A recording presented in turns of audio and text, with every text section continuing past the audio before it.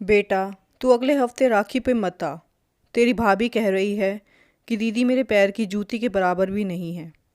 सांची की सास जब भी उसके घर आती तभी सांची का घर उलट पुलट करके रख देती थी। उन्हें सांची का किया कोई भी काम पसंद नहीं आता था। किचन में सारे डिब्बे चेंज कर देती, हॉल का सेटअप चेंज कर देती, अलमारी से कपड़े निकाल कर अपने हिसाब से जमा कर रख देती। फिर शाम को जब राहुल घर आता तो उससे कहती, देख मैंने तेरे कपड़ों की अलमारी कितनी अच्छी जमाई है। राहुल ठहरा कान का कच्चा। वो सांची को ताने देने शुरू कर देता, मेरी माँ घर कितने अच्छे से मैनेज करती है, कुछ सीखो उनसे। ऊपर से सास ताने मार मार कर जीना हराम कर देती कि मेरी बेटी तो बिल्कुल मेरे जैसा घर जमाती है, उसने किचन कितने अच्छे से जमाया है, ज़रा सीख उससे। सांची मन ही मन ये सुनकर घुटती रहती। सब कुछ करने के बाद भी उसे श्रेय नहीं मिलता था। बात ये थी कि उसकी सास को घर के सिवा कुछ सूझता ही नहीं था। ना ही उनकी किसी अड़ोसी पड़ोसी से पटती, ना ही रिश्तेदारों से। सबसे मन मुटाव करके रखा था, क्योंकि दूसरों को ताने दिए बिना खाना हजम नहीं होता था। धीरे धीरे सारे रिश्तेदारों ने उससे कन्नी काट ली थी। ससुर ठहरे जोरू के गुलाम। उनके मुंह से पत्नी के खिलाफ एक शब्द भी ना फूटता था। सिर्फ माँ और बेटी एक दूसरे से फ़ोन पर बतियाते रहते थे। इस बार सांची ने नई अलमारी खरीदी थी और अपने साड़ियों व सूट को अपने हिसाब से कवर में जमाकर और हैंगर में लटका कर रखा था। इस बार जब सांची के सास ससुर उसके घर आए तो नई अलमारी देखकर खुश होने की बजाय उसे ताने देने लगे। अभी अलमारी लेने की क्या ज़रूरत थी, बेवजह मेरे बेटे का खर्चा करवा दिया। ये बोलकर सांची का दिल दुखाया।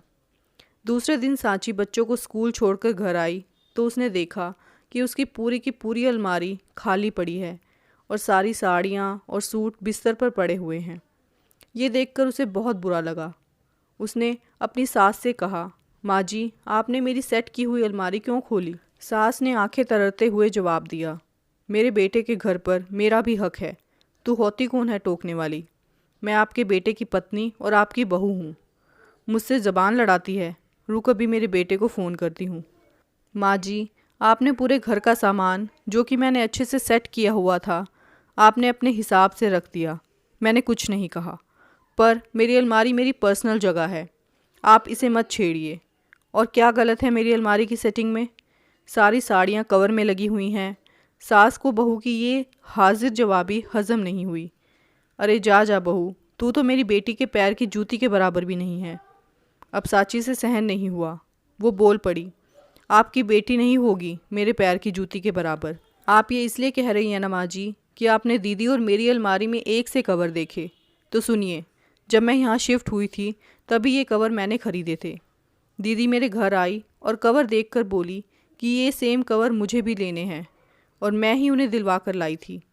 पर सास का अहम उनके आड़े आ रहा था।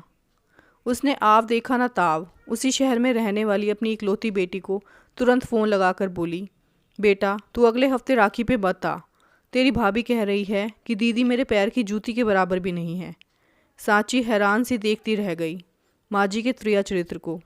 वो कुछ समझ पाती इससे पहले ही सास ने अपने बेटे को भी फ़ोन लगा दिया और नमक मिर्च लगाकर सब झूठ बोल दिया। बेटा भी श्रवण कुमार की तरह ऑफिस छोड़कर चला आया। अब सांची की पेशी होनी थी घर के कोर्ट में। घबराहट के मारे सांची का ब्लड प्रेशर लो हो रहा था। जैसे ही राहुल घर आया कागज़ पेन लेकर बैठ गया। बहन को भी बुला लिया गया। भाभी मेरे बारे में ऐसा कैसे कह सकती हैं? मैं तो अपनी बुआओं जैसी नकचिड़ी नहीं हूँ। वो होती तो इतना अपमान होने के बाद इस घर में कदम भी ना रखती। सांची बेचारी बिना गलती के अपनी ननद से माफ़िया मांगे जा रही थी। राहुल ने थोड़ी समझदारी दिखाते हुए पॉइंट्स लिखने शुरू किए। हाँ तो मम्मी बताओ, बात कैसे शुरू हुई? मैं तो इसकी बिखरी अलमारी सेट कर रही थी और ये आकर मुझे ही सुनाने लगी। माँ ने नमक मिर्च और तड़का लगाकर अपनी बात कही। सांची तुम अपनी बताओ।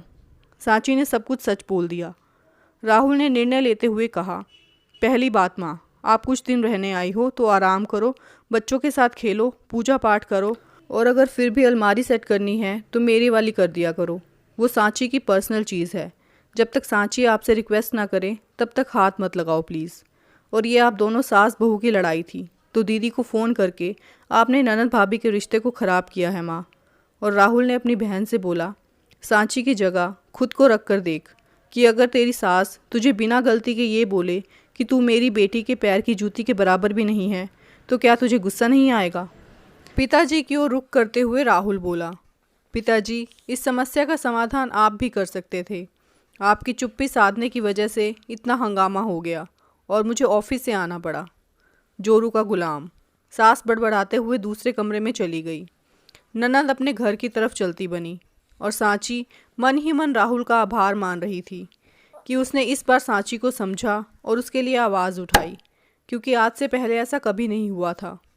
दोस्तों, आज की कहानी आपको कैसी लगी अपनी राय ज़रूर देना, और चैनल पर नए हैं तो चैनल को सब्सक्राइब, वीडियो को लाइक और शेयर भी ज़रूर कर देना। Thank you for watching this video. Take care. Bye bye.